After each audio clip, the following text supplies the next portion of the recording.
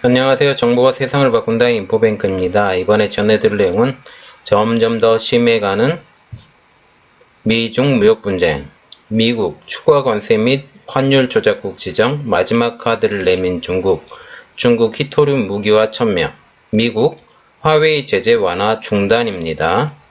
여러분의 구독과 좋아요는 저에게 많은 도움이 되오니 구독과 좋아요 많이 눌러주시기 바랍니다. 그러면 시작해 보겠습니다.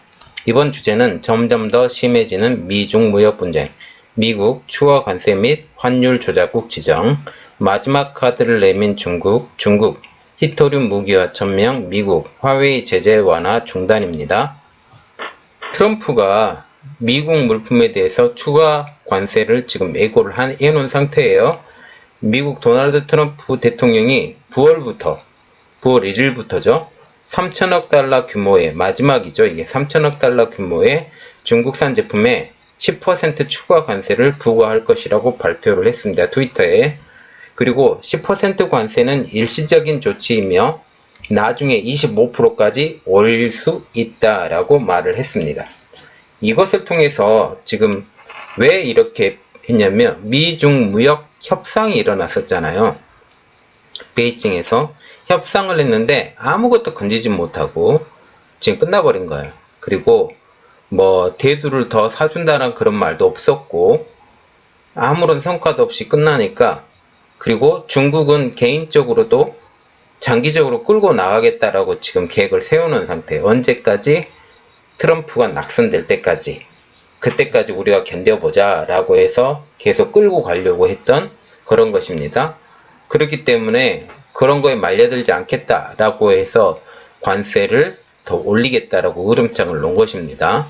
그래서 이번 추가 관세의 영향을 한번 보면, 이번 추가 관세는 소비재를 중심으로 관세를 올리는 것인데요. 그렇기 때문에 애플의 아이폰을 비롯한 신발 등 모든 소비 물품에 영향이 있을 것이라고 지금 말을 하고 있습니다. 그런데 이 추가 관세가 중국에 영향을 줄까라는 게 제일 중요한 것이죠. 추가 관세가 중국에 영향을 주기 위해서는 두 가지 일이 선행이 되어야 되는데, 첫 번째로는 미국의 금리 인하가 돼야 되고요. 두 번째로는 미국의 달러화 가치가 하락이 돼야 됩니다.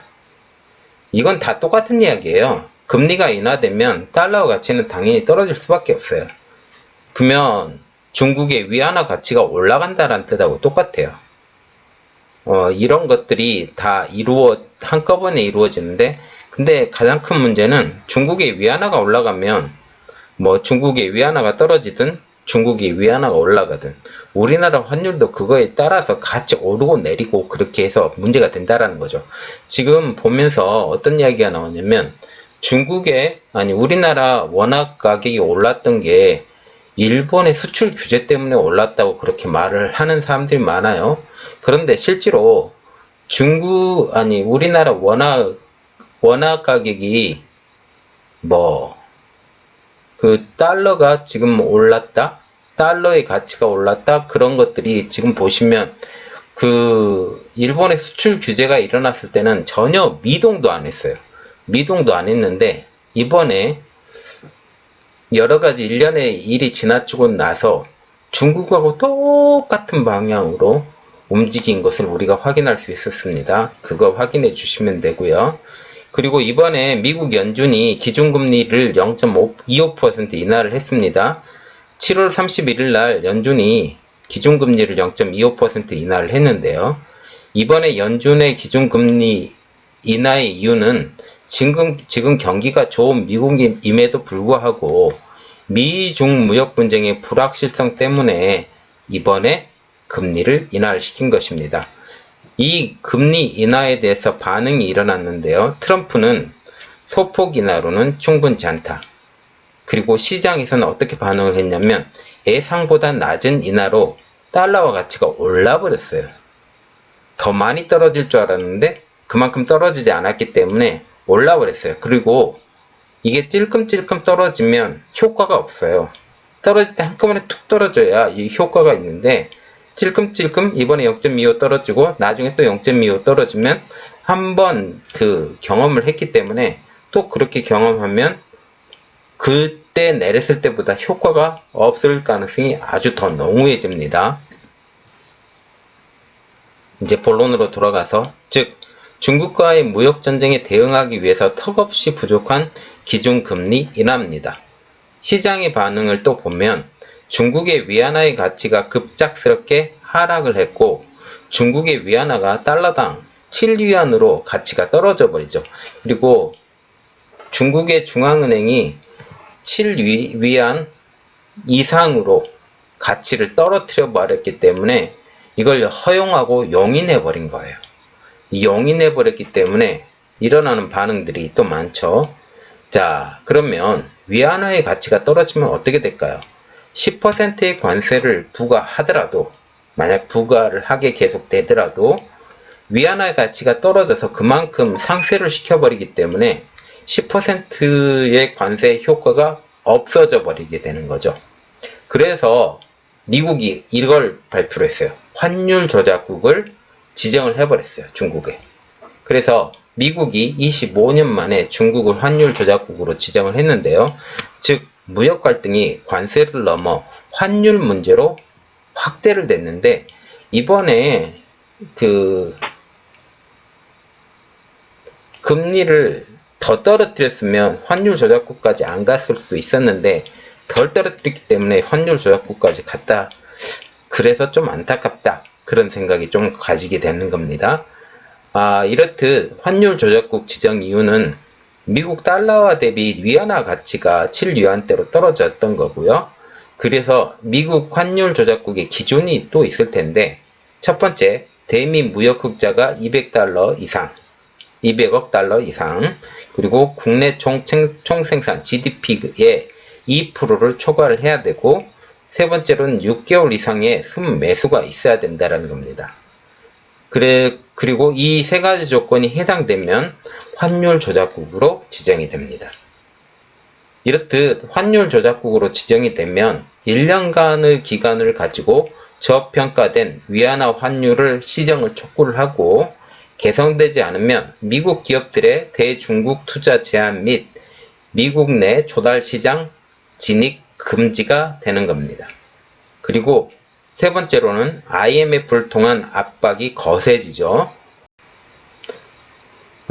지금 환율 조작국에 대한 중국의 반응은요, 중국산 제품의 3천억 달러에 대한 추가 관세의 영향이라고 지금 주장을 하고 있고, 인민은행은 위안화 환율은 시장의 수요 공급에 따라서 결정이 된다. 즉 인위적 조정은 하지 않는다 라고 말을 하고 있습니다. 그리고 또 중국이 미국 농산물 수입 중단을 했는데요. 중국은 미국산 대두 최대 수입국이고, 미국산 대두의 60%가 중국으로 이전에 수출이 됐습니다. 그리고 2018년도 6월 이후로는 70%가 감소를 했는데요. 수출이. 대두의 수출 감소로 옥수수를 많이 심어서 옥수수의 가격이 하락이 된 게 또 큰 원인이 됐죠. 이렇듯 중국이 미국 농산물의 수입 중단에 대해서 주는 영향은 농기계 제조업체에도 지금 영향을 주고요. 그리고 농산물 수입 중단으로 트럼프 정부는 농민들에게 보조금을 지급하기로 결정을 했고, 그리고 러스트벨트잖아요. 이게 러스트벨트에 있기 때문에 트럼프의 그 선거 가도에도 지대한 영향을 줄 것이라는 게 중국 입장의 생각입니다. 그래서 중국 입장으로서는 그 트럼프의 낙선을 하는데 아주 좋은 호재거리가 되지 않을까라고 생각을 하고 있죠. 또 중국은 돼지고기 수입도 중단을 했고, 미국산 돼지고기 14,700톤 주문 취소도 했습니다. 그리고 중국은 페타닐 주요 공급원이 아니다라고, 이건 마약류거든요. 마약류인데 중국에서 많이 들어온다 그렇게 얘기를 했는데, 중국은 페타닐 주요 공급원이 아니다라고 극구 부인을 했습니다. 그리고 그렇기 때문에 미국은 또 이런 것도 있죠. 화웨이 제재 유예 보류가 있습니다. 블룸버그 통신에 의하면 중국의 미국산 농산물 수입 중단 조치에 대한 대응으로 중국 정보통신업체 화웨이에 대한 미국 기업들의 거래 허가 중단이 됐습니다. 그래서 중간에 한 20개나 30개 업체에 대해서 풀어준다고 지금 얘기가 나왔었는데 이런 것들도 다 무산이 됐습니다. 그렇기 때문에 지금 화웨이가 홍몽 OS도 지금 발표했죠. 이번에 그 내용도 좀 이따 올려드릴게요. 중국은 히토류를 무기화를 선언을 했는데요. 홍콩의 사우스 차이나 모닝 포스트에 의하면 중국 히토류 산업 협회라는 데가 있는가 봐요. 여기서 중국 제품에 대한 미국의 관세 부과 조치에 대한 중국 정부의 대응을 단호히 지지한다. 우리는 어떤 관세 부과도 고객들에게 전가할 것이다. 미국 소비자는 미국 정부가 매긴 관세 비용을 부담해야 할 것이라고 주장을 하고 있습니다. 그리고 또한 미국의 그 의회에서 이렇게 결정을 했는데요.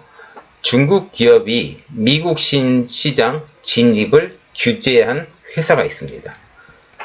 7일날 발표했는데 미국 행정부는 미국 정부기관이 중국 업체의 통신장비 등을 구매하지 못하도록 하는 규정을 발표를 했는데 그 규정이 된 중국 회사는 첫 번째 화웨이, 그리고 두 번째는 ZTE, 세 번째는 하이크비전, CCTV 업체죠. 네 번째는 다와, 이것도 CCTV 업체입니다. 그리고 다섯 번째는 하이테라, 세계 2위 무선통신 솔루션 업체고요. 특히 무전기와 영상 전송 장비를 가지고 있는 업체입니다. 이렇듯 지금 미국 중 무역 분쟁이 계속 일어나고 있잖아요. 점점 더 심해지고 있어요. 그리고 대화도 잘 되지 않죠.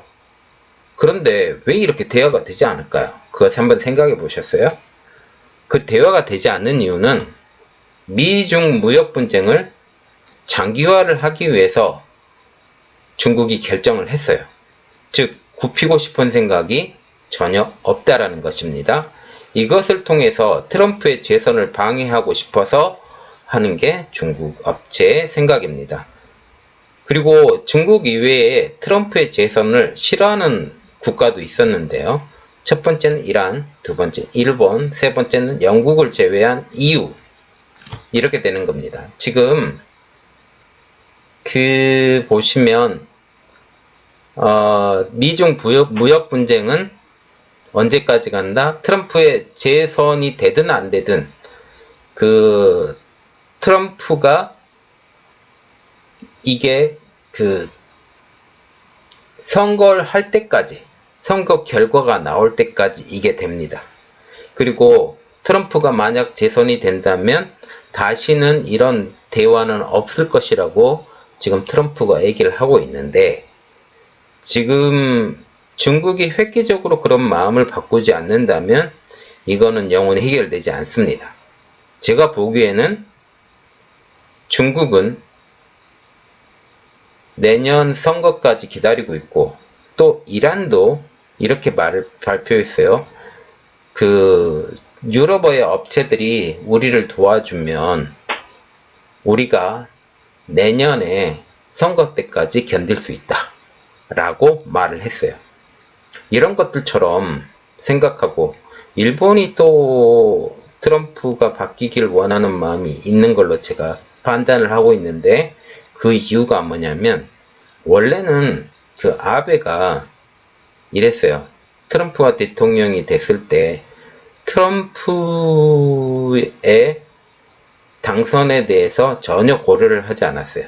그때 당시에 클린턴의 당선에 대해서 고려를 했는데, 그래서 그쪽으로 만약 정치 후원금도 되고 여러 가지를 했는데, 그때 당시에 그러면서 이제 트럼프의 좀 밉상을 많이 받았죠. 그거 밉상을 받는 거에서 다시 그 얼굴을 벗기려고 많이 노력을 했는데, 또다시 이번에 트럼프가 이란에 파병해달라 라고 했는데, 이란의 관계 때문에 우린 못하겠다 거절했고, 이번에 또 한국과 화해해라 지금 그렇게 얘기를 했는데, 화해하지 못하겠다 지금 뻗대고 있는 거죠. 어쨌든 이렇게 되면서 일본이 지금 트럼프의 재선이 안 되는 거에 패를 돌리지 않는 건지 제가 그렇게 생각을 해봅니다. 어쨌든 중국도 마찬가지고 이란도 마찬가지고 그리고 EU의 모든 나라도 마찬가지입니다. EU 같은 경우는 지금 무역협상 다시 한다고 그랬고 일본도 무역협상 다시 한다고 그랬고 이런 모든 일련의 사건들 때문에 트럼프는 홍길동이 되어가고 그 모든 것을 지금 짓눌러 가서 좀 독불장군식으로 하기 때문에 그런데 이렇게 하면서 지금 중국 기업들이 엑소더스가 일어나고 있어요. 다른 나라들에 대해서 이제 뭐 베트남, 캄보디아, 라오스 아니면 방글라데시, 인도, 뭐 태국 그 모든 나라들에 지금 빠져나가고 있는데 이런 것들이 기회를 삼아서 우리나라도 중국을 제외한 다른 나라들의 그 빠져나온 업체들과 같이 협력해서 잘 일을 행했으면 좋겠습니다. 오늘 내용은 여기까지였고요. 제 내용이 좋았다면 구독과 좋아요 많이 눌러주시기 바랍니다. 감사합니다.